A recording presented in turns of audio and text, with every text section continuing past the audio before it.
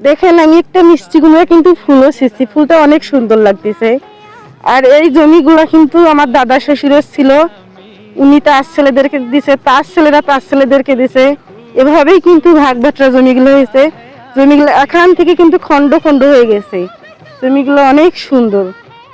দেখেন যখন একসঙ্গে জমিগুলো এক জায়গায় ছিল তখন কিন্তু অনেক সুন্দর দেখা গেছিল, এখন যখন খন্ড খন্ড জমিগুলো হয়ে গেছে তখন দেখতেও কিন্তু খারাপ লাগে।